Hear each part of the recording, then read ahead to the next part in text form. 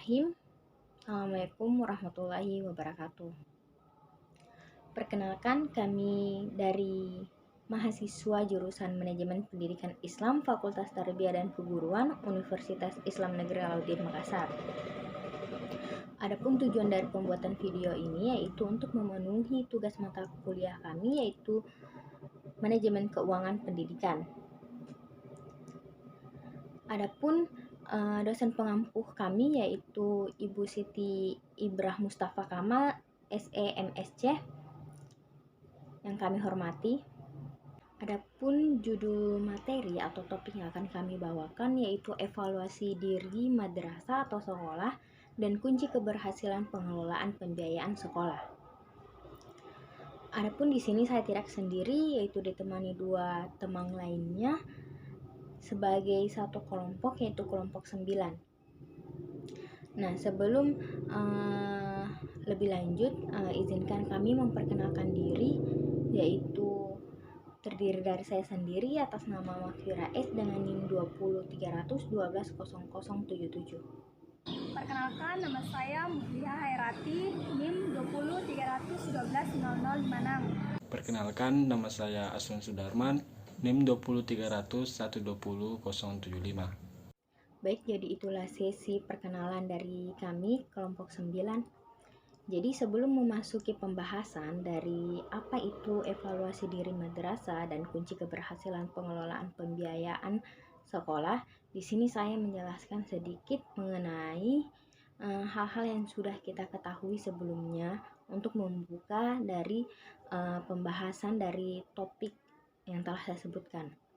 Nah, yang dimana seperti yang kita ketahui bahwa pendidikan dan pembiayaan adalah dua komponen yang saling terikat atau terkait. Nah, yang dimana satu sama yang lainnya ini sama pentingnya. Nah, yang dimana pendidikan tidak bisa berjalan sendiri tanpa adanya biaya. Yang dimana semua membutuhkan dana untuk mendukung aspek proses pembelajaran dan memaksimalkan sumber daya untuk mencapai tujuan pendidikan itu sendiri. Nah, oleh karena itu, pengelolaan keuangan pendidikan yang baik merupakan salah satu kunci untuk mendukung keberhasilan tujuan pendidikan tersebut. Nah, mungkin itu sedikit gambaran dari saya sebelum memasuki tahapan pembahasan dari apa definisi dari evaluasi diri madrasah atau sekolah itu sendiri, dan masalah-masalah apa saja yang dihadapi atau yang ada dalam sistem pembiayaan pendidikan ini. Ya, oleh karena itu, mempersingkat waktu, saya serahkan kepada Saudara Aswan Sudarman untuk menjelaskan apa definisi atau pengertian dari evaluasi diri madrasah itu sendiri. Di sini saya akan menjelaskan tentang pengertian dari evaluasi diri madrasah dan tujuan dari evaluasi diri madrasah itu sendiri. Sebelum kita mengetahui pengertian dari evaluasi diri madrasah, terlebih dahulu kita harus mengetahui pengertian dari evaluasi diri itu sendiri, di mana menurut Soenarto yang mengatakan evaluasi diri itu adalah evaluasi yang dilakukan oleh institusinya sendiri untuk mengumpulkan data, analisis data, dan interpretasi hasil yang digunakan untuk perencanaan, pengembangan, perbaikan, dan peningkatan kinerja lembaga. Jadi pengertian dari evaluasi diri madrasah itu adalah proses evaluasi mutu pendidikan yang dilakukan oleh pemangku kepentingan di tingkat madrasah berdasarkan indikator kunci yang terkait dengan 8 standar nasional pendidikan. Melalui evaluasi diri madrasah dapat mengidentifikasi aspek-aspek yang perlu ditingkatkan dan mengidentifikasi kekuatan dan kelemahan yang ada di madrasah. Hasil dari evaluasi diri madrasah akan digunakan sebagai bahan untuk menentukan jenis program atau kegiatan prioritas dalam penyusunan rencana peningkatan dan pengembangan madrasah yang dituangkan dalam rencana kerja dan anggaran madrasah atau biasa disingkat dengan RKAM. Pelaksanaan evaluasi diri harus didukung dengan lancar semua peserta, baik dari warga sekolah ataupun ilmuwan, agar menghasilkan hasil yang akurat dan harus memiliki kepemimpinan jelas dan jujur agar dapat mengungkapkan fakta secara terbuka. Evaluasi diri bukanlah proses birokratis atau mekanis, tetapi proses dinamis yang melibatkan semua pemangku kepentingan. Evaluasi harus dilakukan dalam proses perencanaan madrasah dan dianggap sebagai bagian penting dari kinerja siklus pengembangan dalam meningkatkan kualitas pendidik dan dianggap sebagai kerangka kerja untuk penjaminan mutu madrasah. Selain itu, setiap tahun madrasah menanggapi persyaratan mutu secara bertahap dengan menggunakan seperangkat indikator kinerja dan evaluasi objektif kinerja madrasah dengan mengumpulkan bukti kinerja madrasah untuk memenuhi standar pendidik, dan 8 informasi standar pendidikan nasional akan digunakan sebagai dasar rencana pembuatan karya madrasah terpadu dan rencana pengembangan madrasah. Jadi tujuan dari evaluasi diri madrasah itu yang pertama, mengevaluasi pencapaian kinerja mutu pendidikan berdasarkan indikator kunci untuk menentukan keberhasilan yang dicapai dan mengidentifikasi bidang-bidang yang perlu ditingkatkan. Dan yang kedua, merumuskan rencana berdasarkan informasi yang dikumpulkan untuk memperoleh. Baik, jadi itu tadi sedikit penjelasan atau pemberian materi dari Saudara Aswan Sudarman, yang mana di sini saya sedikit memperjelas, yang dimana kita ketahui evaluasi itu sendiri bertujuan untuk memeriksa kembali atau mengetahui apa saja yang kurang dan apa saja yang sudah mencapai tujuan. Nah, yang dimana evaluasi memang harus dilakukan dalam proses perencanaan. Kenapa? Karena ini merupakan salah satu hal yang harus dianggap penting dalam proses perencanaan itu sendiri, untuk mengetahui kinerja siklus pengembangannya dan meningkatkan kualitas pendidik yang dianggap sebagai kerangka kerja untuk penjaminan mutu madrasah itu sendiri. Nah, adapun tujuan dari pelaksanaan evaluasi diri madrasah ini yang disebutkan tadi, saya sedikit memperjelas, yaitu yang pertama mengevaluasi pencapaian kinerja mutu pendidikan, kedua merumuskan rencana berdasarkan informasi yang telah dikumpulkan, ketiga menyediakan informasi mengenai pencapaian kinerja madrasah melalui sistem manajemen data tingkat kabupaten atau kota, provinsi, dan nasional. Selanjutnya kita memasuki pembahasan yang kedua yang akan dibawakan oleh Saudari Mufliha Hairati, yang dimana kita akan membahas tentang permasalahan atau masalah yang ada atau yang biasa terjadi yang kita lihat secara realita di negeri ini, yaitu permasalahan dalam pembiayaan pendidikan di sekolah, yang dimana kita ketahui tentang apa saja masalah-masalah itu. Langsung saja saya persilahkan kepada Saudara Mufliha Hairati. Baik, saya akan membacakan materi tentang masalah dalam pembiayaan pendidikan di sistem pemerintahan. Perekonomian Indonesia cenderung mengarah pada krisis multidimensional yang terus membelenggu di negara kita. Nampaknya sampai saat ini belum ada tanda-tanda bahwa bangsa Indonesia akan terbebas dari dampak tersebut, khususnya masyarakat yang kurang mampu dalam perekonomian.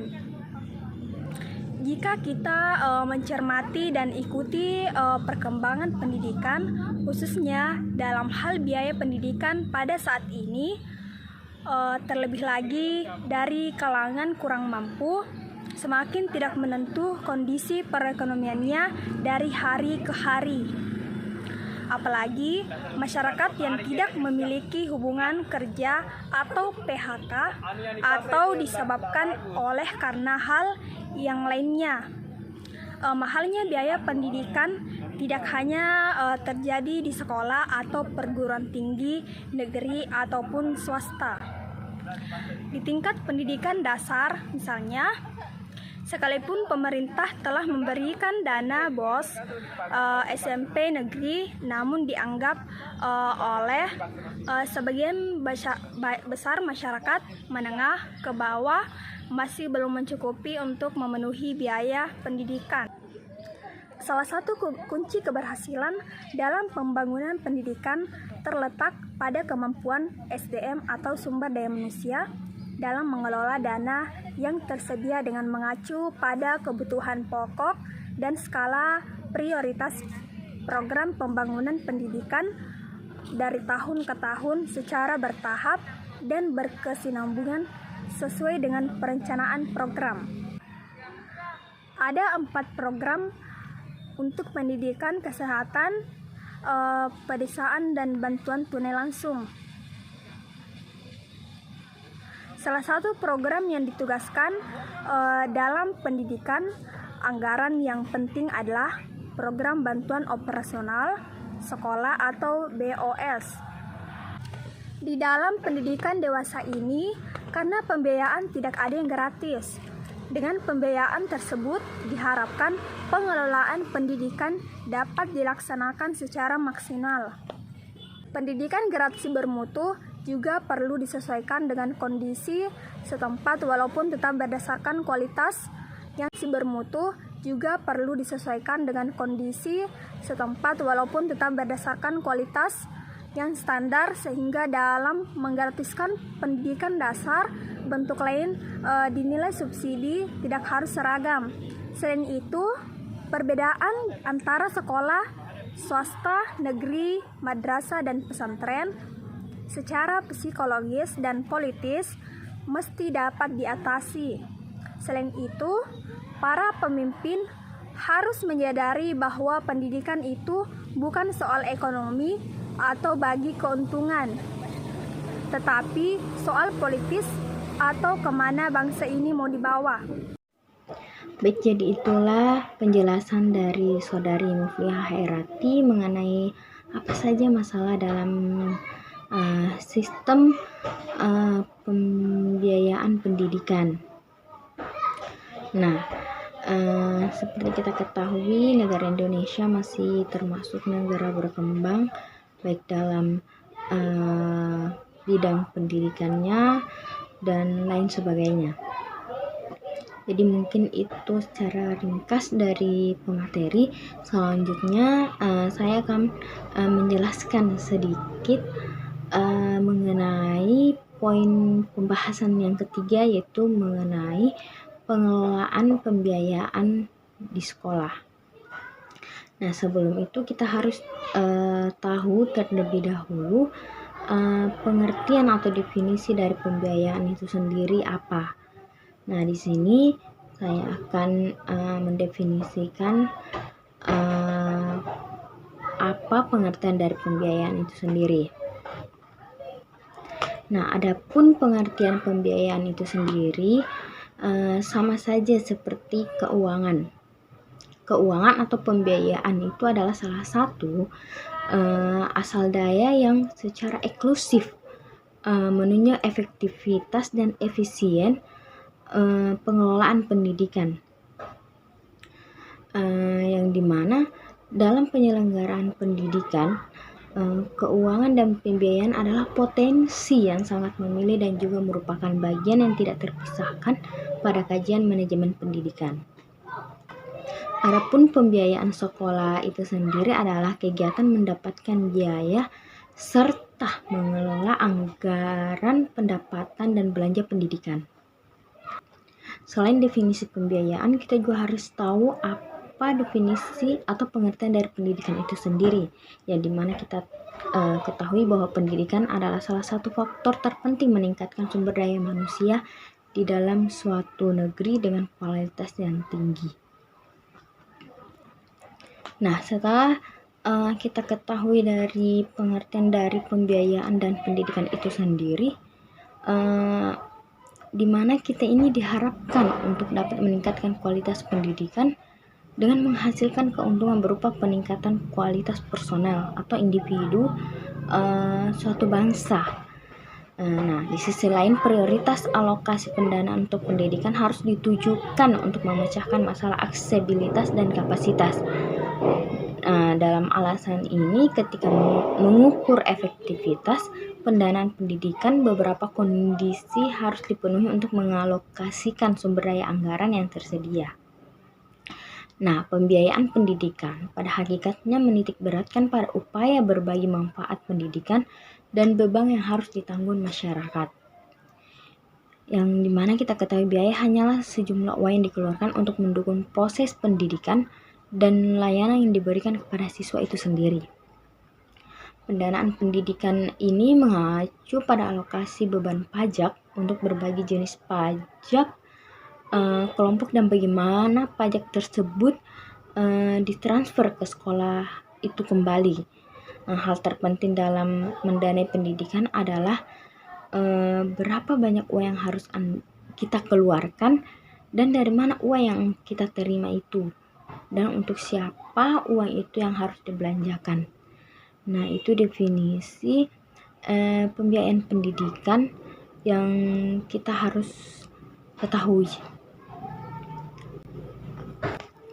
Nah, adapun kenapa pembiayaan dan pendidikan itu saling terkait, karena di sisi lain dana pendidikan itu digunakan untuk berbagai keperluan penyelenggaraan pendidikan itu sendiri kembali, seperti digunakan untuk gaji guru, pengembangan profesi guru, pengadaan peralatan ruang belajar, perbaikan ruangan, pengadaan peralatan, buku pembelajaran, perlengkapan kantor, dan lain sebagainya. Nah, selain itu, dalam kajian pembiayaan pendidikan, ada beberapa istilah yang penting yang harus kita ketahui. Di antaranya seperti objek biaya, informasi manajemen biaya, pembiayaan keuangan, anggaran, biaya, pemicu biaya, dan lain sebagainya. Nah, istilah-istilah ini merupakan green light dalam kajian ilmu ekonomi yang harus kita ketahui agar kita bisa lebih menguasai dan lebih mendalami maksud-maksud dari pembiayaan pendidikan itu sendiri. Baik, mungkin itulah sedikit penjelasan yang mungkin masih kurang atau tidak sempurna karena kami juga masih belajar. Baik, dengan ini mungkin kami berharap semoga apa yang kami persembahkan ini sedikit bermanfaat buat yang lainnya. Mohon maaf bila ada salah ucapan. Sekian dan terima kasih. Wassalamualaikum warahmatullahi wabarakatuh.